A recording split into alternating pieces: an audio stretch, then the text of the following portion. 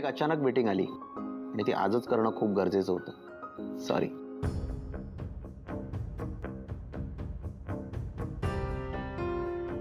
काय ग, काय शोधतेस? अहो बाऊल आणला होता. काय बाऊल इथे आहे आणि भाजी पण वाढली आहेस तू.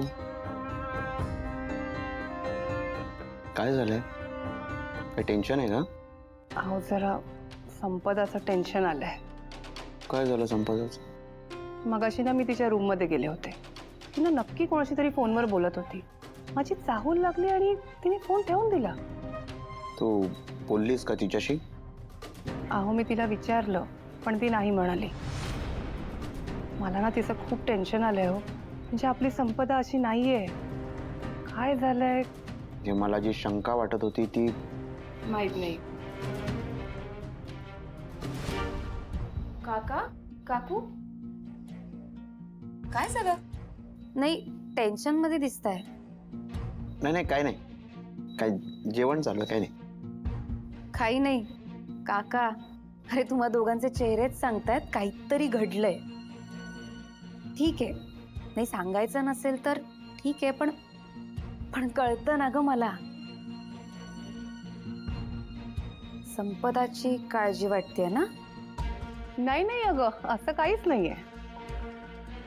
काकू तू मान्य नाहीच करणार कारण रॉकीची शिफारस तुमच्या शिवाने केली आहे ना? पण जे सत्य आहे ते सत्यच आहे. शेवटी वस्तीतली मुलं आहेत ती. कधी कोणाला कसं प्रेमाच्या जाळ्यात अडकवतील हे सांगता येत नाही. काका त्यात आपली संपदा मोठी झाली आहे आता. हे बघ कीर्ती, आमचा शिवावर विश्वास आहे आणि तिने रॉकीला आणलंय त्यामुळे हे सगळं असं काही नाही घडणार. ठीक आहे ठीक आहे ठीक आहे ठेवा. तुम्ही तिच्यावर विश्वास ठेवा पण चुकून चुकून आपल्या संपदाकडून एखादी चूक झालीच तर आई वडील म्हणून तुम्ही स्वतःला कधीच माफ करू शकणार नाही.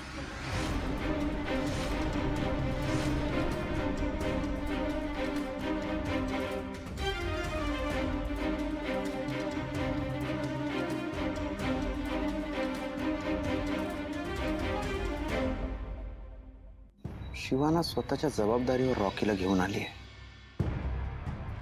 म्हणजे ती शुअर असल्याशिवाय त्याला इथे नाही घेऊन येणार. पण मग नाही नाही नसेल नसेल असं काही नसेल. बरं कोण कोण जात आहे? अगं मी लक्ष्मण आणि आशू चाललोय. आशू तयारी झाली आहे ना? हो लक्ष्मण मी बघितलंय त्याचं प्रेझेंटेशन.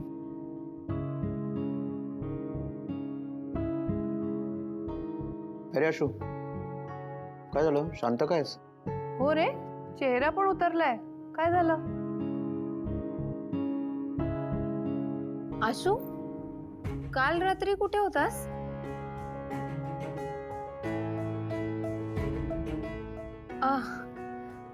तूच सांग कुठे होतात तुम्ही काल रात्री? नाही तुमच्या रूम मध्ये नव्हतात. आम्ही गच्चीत झोपलो होतो. ओ वहिनी गच्चीवर चांदड्यांच्या खाली. How romantic.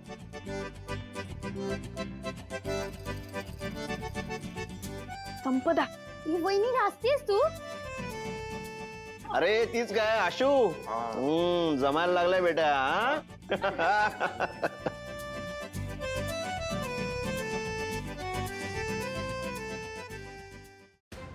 आशू काय रे काय होतंय? काय नाही.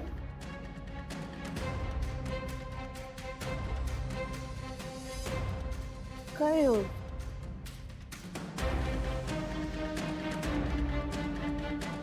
आशू ताप आलाय रे तुला? थोडी थंडी पण वाजते. थंडी आणि ताप कन्फर्म मलेरिया. म्हणजे डास चावले असणार. बरोबर गच्चीवर गेला होतात ना झोपायला, होणारच. काय ग? हो होते मच्छर वर म्हणजे. मग तरीही वर झोपायची हौस कशासाठी? शिवा, छोट्या छोट्या गोष्टी कळत नाहीत का ग तुला? आई आता ह्या अवस्थेतही तुला हिची बाजू घ्यायची का? हे बघ शिवा, आशूच्या बाबतीत केलेला हलगर्जीपणा मी अजिबात खपवून घेणार नाही. मला चालणारच नाही. तुला माहित नाही का त्याची तब्येत नाजूक आहे. सीता, अगं त्या दोघांना वाटलं असा काहीतरी प्लॅन करावा, त्यांनी केला. त्यात एवढं काय? तुम्ही काहीही बोलू नका. मुलाची अवस्था बघा. कशासाठी झोपायचं गच्चीत? ही सगळी आयडिया ना हिची असणार, फक्त हिच्या डोक्यात आली असणार.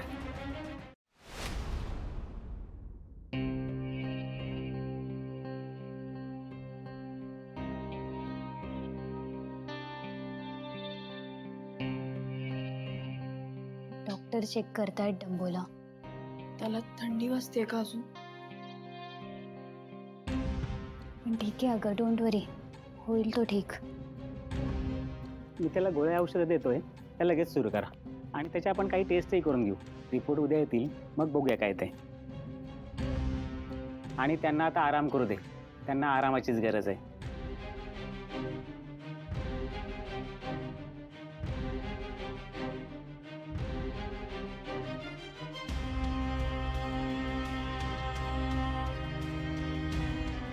काय रे आशू, तुला माहितीये ना तुझी तब्येत किती नाजूक आहे. कशाला कोणाच्या तरी नादाला लागतोस रे? तू आजारी पडलास की अख्खं घर काळजीत पडतं. बरा होईन मी, तुम्ही काळजी नका करू कोणी. ठीक आहे, पण आता आराम करायचंय. होशीलच बरा, पण खोलीत पडून राहायचंय. हं?